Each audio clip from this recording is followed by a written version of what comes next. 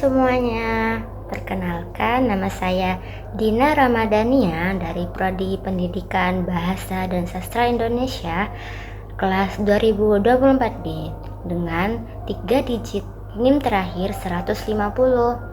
Di sini saya akan menjelaskan tentang hubungan membaca kritis dengan kemampuan menangkal hoaks. Pertama-tama, teman-teman tahu nggak sih apa itu membaca kritis? Jadi, menurut Henry Guntur Tarigan dalam bukunya yang membaca, yaitu menjelaskan membaca kritis atau critical reading adalah sejenis membaca yang dilakukan secara bijaksana, penuh tegang hati, mendalami, evaluatif, serta analitis, dan bukan hanya mencari kesalahan. Manfaatnya, apabila kita telah dapat membaca lebih analitis dan lebih kritis, kita dapat memahami benar-benar bahwa membaca kritis meliputi penggalian lebih mendalam di bawah permukaan dengan upaya untuk menemukan bukan hanya keseluruhan kebenaran, tapi juga penting pada masa-masa saat menemukan alasan-alasan mengapa sang penulis mengatakan apa yang ditulisnya. Selanjutnya, dilansir dari kompasiana.com, ini bukan sekedar membaca dengan teliti, tetapi juga mempertanyakan dan mengevaluasi keabsahan serta relevansi informasi yang diterima. Dalam konteks menangkal hoaks, kemampuan membaca kritis memungkinkan individu untuk yang pertama, memverifikasi sumber informasi. Individu yang terampil dalam membaca kritis cenderung lebih mampu mengevaluasi sumber informasi. Mereka dapat membedakan antara sumber yang kredibel dan tidak kredibel.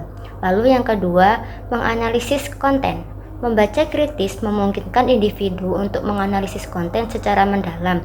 Mereka dapat mempertimbangkan logika di balik informasi tersebut dan mengevaluasi apakah klaim yang dimaksud masuk akal atau tidak dalam menangkal hoaks tersebut. Lalu yang ketiga, mengevaluasi bukti. Kemampuan ini memungkinkan individu untuk menilai validasi data atau klaim yang disajikan, sehingga tidak mudah terpengaruh oleh informasi yang tidak akurat.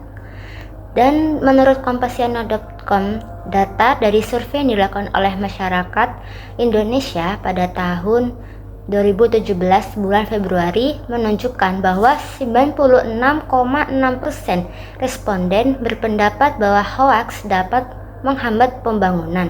Hal ini menegaskan pentingnya kemampuan membaca kritis dalam masyarakat untuk mencegah dampak negatif dan menyebarkan informasi palsu.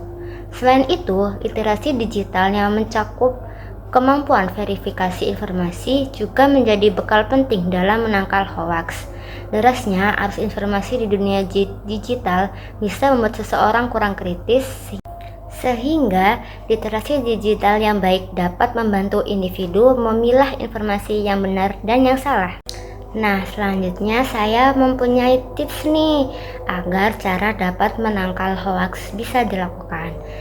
Saya mendapatkan informasi dari kominfo.go.id yang menjelaskan metode yang bisa digunakan oleh masyarakat untuk menangkal hoaks, yaitu metode dengarkan, apresiasi, cek dan dicek, dan klarifikasi.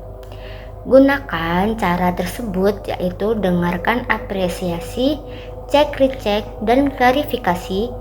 Kita dengarkan terlebih dahulu nih informasi yang kita dapat, lalu apresiasi orang yang memberikan informasi itu, lalu kita harus cek lagi sumber informasi dan klarifikasi kebenaran informasi tersebut. Hati-hati dengan judul berita yang provokatif. Penting juga untuk mencermati alamat situs berita tersebut. Biasanya hoaks URL disebarkan oleh situs yang mencurigakan. Lalu perlu juga mengecek keaslian foto yang digunakan dalam informasi tersebut. Nah, bisa dipahami bukan cara untuk menangkal hoaks? Teman-teman, sekian dari saya. Mohon maaf bila ada kesalahan kata. Assalamualaikum warahmatullahi wabarakatuh.